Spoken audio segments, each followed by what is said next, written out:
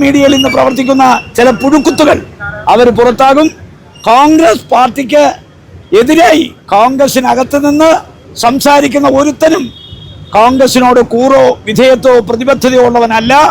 അവൻ ശത്രുക്കളുടെ കയ്യിലെ ആയുധമാണ്. കോൺഗ്രസ് നേതാക്കന്മാരെടുക്കുന്ന നിലപാട്, ആ നിലപാടിനെ റീൽസ് കൊണ്ടും സോഷ്യൽ മീഡിയ കൊണ്ടും തോൽപ്പിക്കാമെന്ന് ആരെങ്കിലും വ്യാമോഹിക്കുന്നെങ്കിൽ അത് വ്യാമോഹം മാത്രമാണ്. ആ പരിപ്പ് കോൺഗ്രസിനകത്ത് വേവില്ല.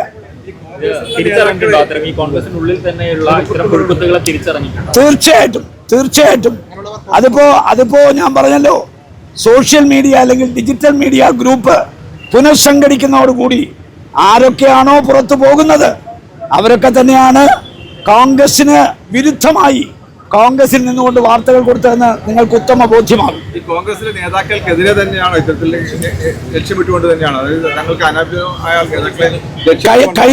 കഴിഞ്ഞ കുറെ കാലമായി കോൺഗ്രസ് പാർട്ടിക്ക് യാതൊരു നിയന്ത്രണവുമില്ലാത്ത രീതിയിൽ സ്വതന്ത്രമായി പ്രവർത്തിക്കുകയായിരുന്നു ഈ സോഷ്യൽ മീഡിയ അല്ലെങ്കിൽ ഡിജിറ്റൽ മീഡിയ. അത് ഞങ്ങൾക്ക് മനസ്സിലായി. അതുകൊണ്ട് ഇതിനകത്ത് നിന്ന് ഈ പാർട്ടിയുടെ തായ്വേരുകൾ അറുത്തുമുറിക്കാൻ ശ്രമിക്കുന്ന അത്തരം പ്രവണതകളെ ഉന്മൂലനം ചെയ്യാൻ പാർട്ടി തീരുമാനിച്ചിട്ടുണ്ട്.